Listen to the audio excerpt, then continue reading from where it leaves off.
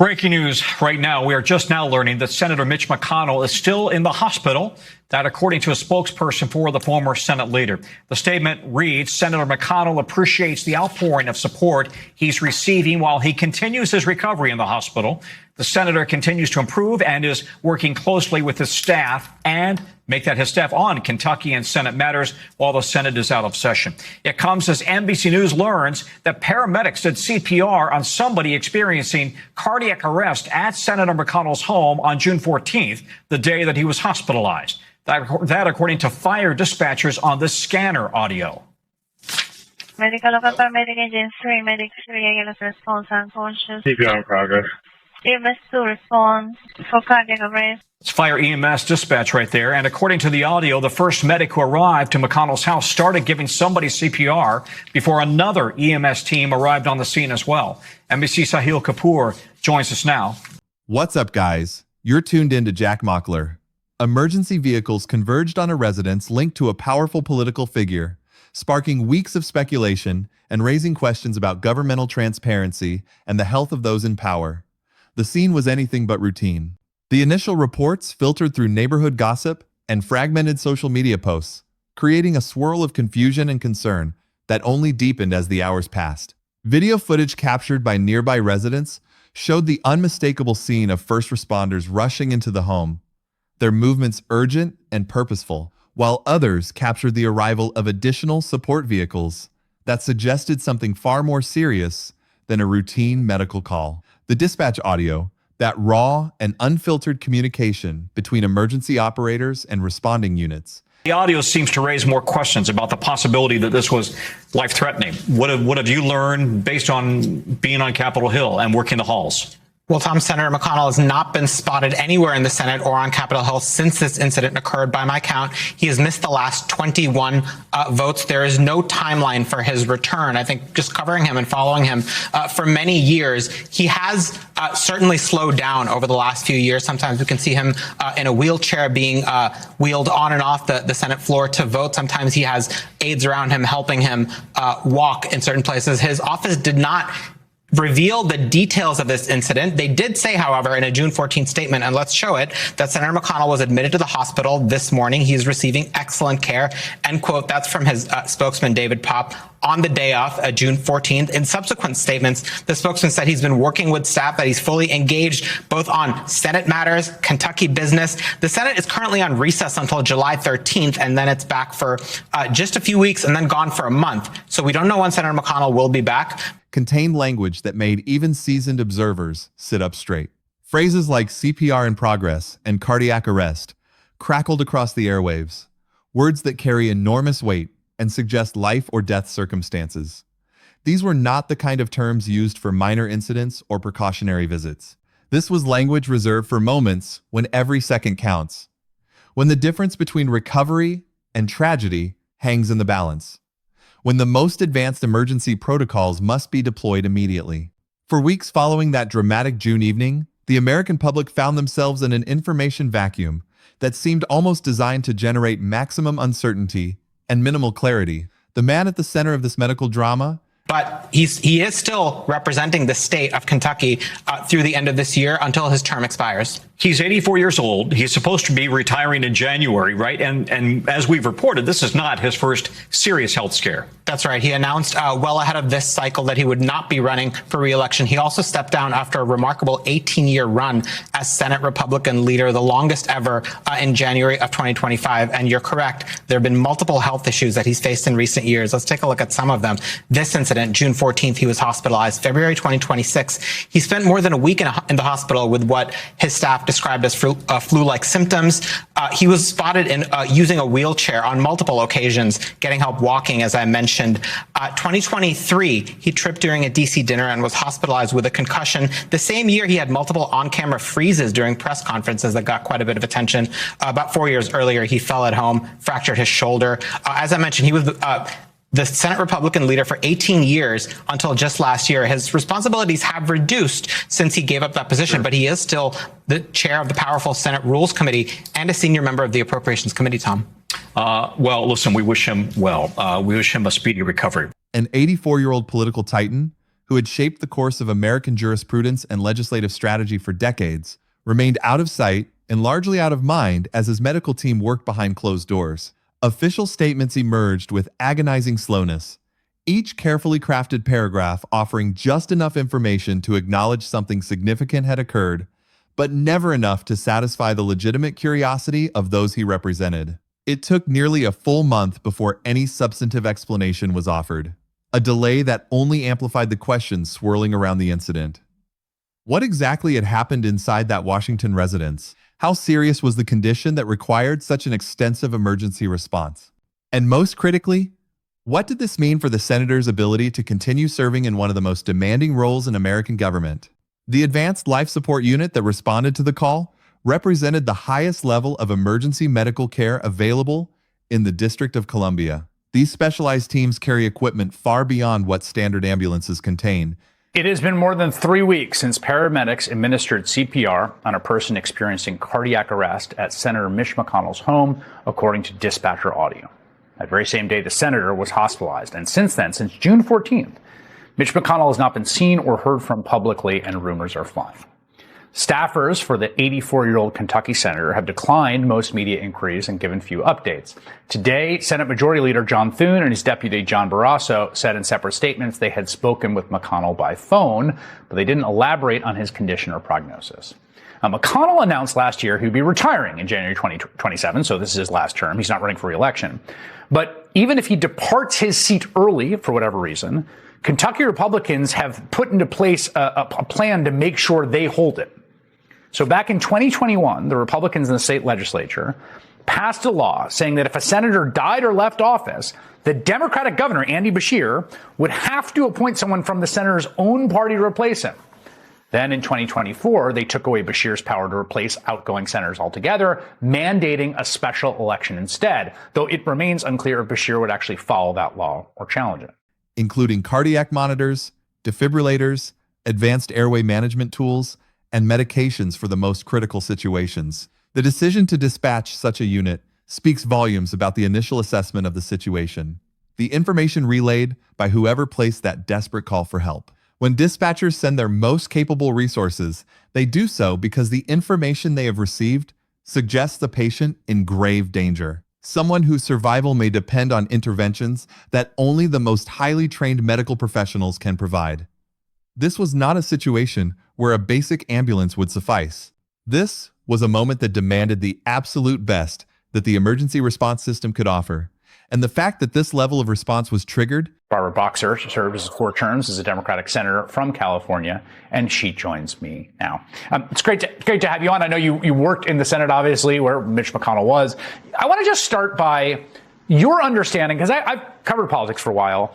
It does seem like it happens fairly often now that a member of Congress, House, Senate, Republican or Democrat, has some medical issue and just kind of disappears for weeks with no explanation. And I understand the imperative for privacy, but it does seem that if you're in one of those offices, there is a little bit of a requirement for some public communication about your condition. Do you think that's fair? Chris, I think you're way too soft on this issue. This is a public office. You know, you're very sweet. This is a public office. We don't work in the private sector. And you need to just get out there with the truth. And I am stunned at what has been going on. And I don't think that the people should stand for it. If we have to pass some kind of rule of the Senate, if you're gone more than a few days, you better explain yourself. I remember when I was running for the Senate, tells us something profound about the severity of what unfolded at that address. As the weeks stretched on and the senator remained hospitalized, then transferred to a rehabilitation facility, the political implications of his absence began to reverberate throughout Washington. Senate leadership dynamics shifted subtly, but significantly, as colleagues adjusted to operating without the steady hand and strategic genius that had guided the Republican conference through countless legislative battles. Committee assignments, previously managed with the precision that comes from decades of experience, suddenly required new arrangements. The behind-the-scenes negotiations that formed the lifeblood of Senate business, those delicate conversations where deals are made and legislation is shaped, now occurred without one of the most skilled practitioners of that art. And all of this happened against a backdrop of increasingly urgent national and international challenges that demanded decisive action from the nation's legislative body. The senator's eventual public appearance and statement on the matter, delivered nearly a month after the emergency, attempted to provide clarity while still maintaining significant privacy around the details of his condition. He acknowledged having been briefly unconscious, confirmed the absence of broken bones or concussion, and explicitly stated that he had not experienced a heart attack or stroke, despite the alarming language in the dispatch audio. He mentioned the development of pneumonia during his care, a serious complication for anyone, but particularly concerning for an individual of advanced age with pre-existing health challenges. Yet even this carefully crafted statement left many questions unanswered, with critics noting that the gap between what the emergency response suggested and what was being officially disclosed remained uncomfortably wide. The explanation that the cardiac arrest language in dispatch audio might reflect precautionary protocols rather than confirmed diagnosis, while technically possible, did little to assuage those who felt entitled to fuller transparency from a public official holding such enormous responsibility. The rehabilitation journey that followed the initial hospitalization stretched on for nearly 2 months, a duration that speaks volumes about the severity of the underlying medical situation. When the senator finally returned home in early August to continue intensive physical therapy, it marked not an end to the story, but rather a transition to a new phase of uncertainty. The fact that such extended care was required suggests that whatever happened on that June evening was not a minor incident from which recovery would be swift. 2 months of inpatient treatment, followed by ongoing intensive therapy, represents a serious medical event with potentially lasting consequences, particularly for someone who had already demonstrated visible health challenges in previous years. Those public freezing episodes, moments when the senator appeared to briefly lose his train of thought or become unresponsive during press appearances, had already raised questions about his cognitive health. The latest crisis only intensified those concerns and brought into sharp focus the broader debate about aging politicians and their fitness for office. The timing of this medical emergency could hardly have been more consequential for the political landscape.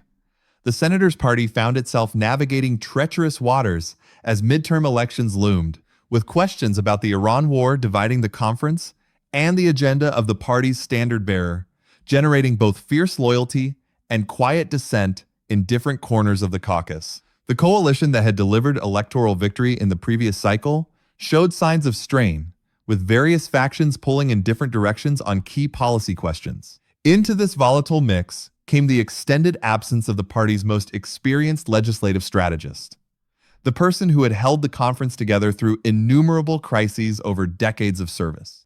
The institutional knowledge that the senator possessed, the relationships cultivated over years of careful political maneuvering, the deep understanding of Senate procedure and precedent that only comes from decades of service, all of that knowledge was temporarily unavailable to a party facing one of its most challenging political environments in recent memory. What makes this story particularly noteworthy is how it fits into a much longer and more troubling pattern in American political life. The history of elected officials concealing serious health conditions from the public stretches back to the earliest days of the Republic. Franklin Roosevelt's paralysis was carefully hidden from public view, with elaborate arrangements made to prevent photographs that would reveal his disability. John F. Kennedy's numerous medical conditions, including Addison's disease and chronic back problems, were concealed from voters who had no idea about the medications and treatments that sustained him through his presidency. Woodrow Wilson's devastating stroke left him incapacitated for months, with his wife and advisors essentially running the government while the public and Congress remained in the dark about the true state of his health. Grover Cleveland went so far as to have secret cancer surgery on a yacht to avoid public scrutiny. This pattern of concealment is neither new nor partisan. It spans the political spectrum and reflects a deep-seated cultural assumption that health is private even for those who hold public trust. The media's handling of this situation reveals another layer of complexity in the transparency debate. While reporters naturally respect the privacy of individuals undergoing medical emergencies, the senator's status as a public figure with enormous influence over legislation and judicial confirmations creates competing obligations. The same journalistic instincts that would drive aggressive coverage of a corporate CEO's extended hospitalization on the grounds that shareholders and employees deserve to know about the health of their leader seemed muted in this case. Whether this caution represents appropriate respect for privacy or insufficient scrutiny of public power is a question that reasonable people can debate. What cannot be debated is the result: a public left with less information than they might reasonably expect about the health of someone whose decisions affect millions of lives. The political succession questions that this situation raises are uncomfortable but unavoidable. Kentucky, the senator's home state, is deeply Republican, so any vacancy that might occur would almost certainly be filled by a member of the same party. The governor, himself a Republican, would appoint a replacement if the senator were unable to complete his term. So, the partisan balance of the Senate would not shift as a result of this situation. But the senator is not just any member of that body. He is a generational figure whose influence extends far beyond his single vote. His fundraising network, cultivated over decades of building relationships with major donors, represents a resource that cannot easily be replaced. His institutional knowledge of Senate procedure and precedent, accumulated through years of observing and participating in the chamber's arcane rituals, is not something that can be transferred through briefing documents. His relationships with other senators, built through countless negotiations and shared battles, represent social capital that takes years to develop and cannot be quickly replicated. The current media environment, with its viral videos and social media speculation, has added another layer of complication to how this story has been understood. The vacuum created by limited official information has been filled with all manner of claims, some suggesting the senator was closer to death than official statements acknowledged. Others asserting that the whole situation was being exaggerated for political purposes. Still others introducing completely unrelated and unverified allegations. None of this serves the public interest. The actual documented facts, the dispatch audio confirmed by multiple news organizations, the timeline of hospital and rehabilitation stays, the carefully worded official statements. These elements are sufficiently significant on their own without requiring embellishment or invented drama. The best way to follow this story is to remain anchored to what is actually confirmed while holding legitimate questions about what remains unclear. The verified elements of this case already tell us plenty about the seriousness of what occurred: an advanced life support response to a senator's home, dispatch language referencing CPR and cardiac arrest, nearly 2 months of inpatient care, followed by ongoing intensive therapy. These facts alone demonstrate that this was no minor incident. Whatever happened on that June evening required the highest level of emergency medical response available, followed by an extended period of treatment that suggests significant underlying health challenges. The senator's age, 84 years old, makes any serious medical event potentially consequential in ways that younger individuals might not experience. The recovery timeline, stretching from June into August and beyond, indicates that whatever condition required treatment was not something that could be quickly resolved. The transparency questions raised by this situation are not going to disappear just because the senator has been discharged from the hospital. The public's legitimate interest in knowing whether their elected representatives can actually perform the duties of their office is fundamental to democratic accountability. When a senator is hospitalized for 2 months and then undergoes intensive physical therapy, that senator is not voting on legislation, not attending committee hearings, not meeting with constituents, not performing the basic functions of the job. The people who elected that senator deserve to know what this means for their representation going forward. They deserve to understand whether the senator can return to full capacity, and if not, what that means for the governance of their state and the country. These are not prurient questions. They are fundamental to whether representative democracy actually functions as intended. At the same time, the privacy rights that all Americans enjoy do not vanish when someone enters public service. Medical situations are deeply personal, and the stress of public scrutiny can only make recovery more difficult. The argument that politicians deserve the same privacy protections as any other citizen is a legitimate one, rooted in basic human dignity and the recognition that health crises affect not just the individual, but their family and loved ones. The tension between these competing values, the public's right to know versus the individual's right to privacy, is not going to be resolved by this one case. But it is an important debate that deserves thoughtful consideration rather than reflexive partisanship. The senator's future in the Senate remains genuinely uncertain, and this uncertainty itself has consequences for how the institution functions. Colleagues must plan for the possibility that his absence will continue, or that his return may come with reduced capacity.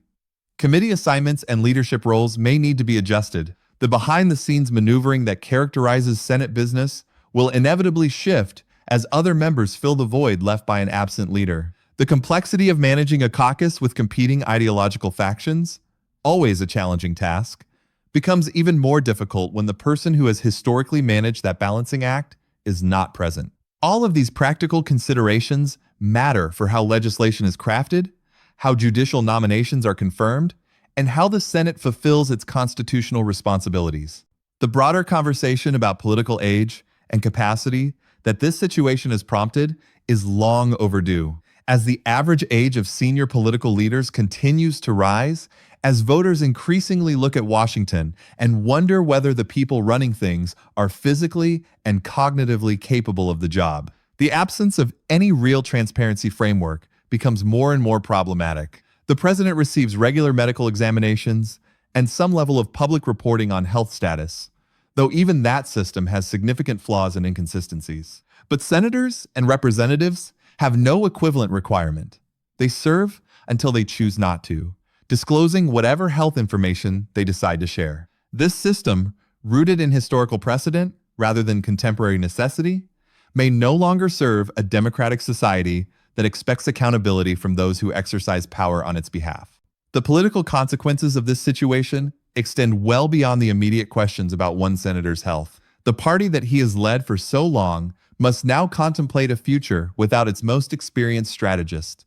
Whether that future comes sooner or later, the younger members of the conference, ambitious and capable as they may be, cannot replicate the decades of institutional knowledge that the senator possesses. The skills required to operate at the highest levels of Senate leadership take years to develop through countless negotiations, legislative battles, and relationship-building efforts. The departure or diminished capacity of such an experienced figure inevitably creates a leadership vacuum that takes time to fill. And in the meantime, the party's ability to effectively navigate legislative challenges is diminished. The role that the senator has played in shaping the American judiciary cannot be overstated.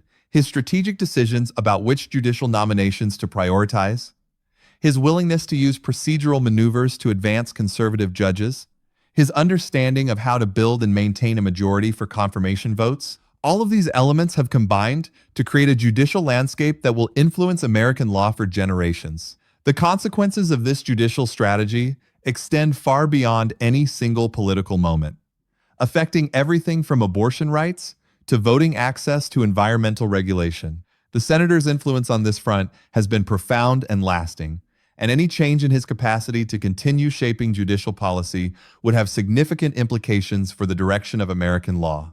The international context in which this situation unfolds adds another layer of significance. With global tensions rising in various regions, with conflicts erupting and alliances shifting, the need for stable and capable American leadership has rarely been more acute. The Senate's role in foreign policy, from treaty ratification to confirmations of diplomatic appointments to legislative oversight of intelligence operations, requires experienced senators who can navigate the complex geopolitical landscape. The absence of a senior leader with decades of foreign policy experience represents a loss of institutional memory that cannot be easily replaced, affecting the Senate's ability to provide the kind of steady and informed oversight that international crises demand.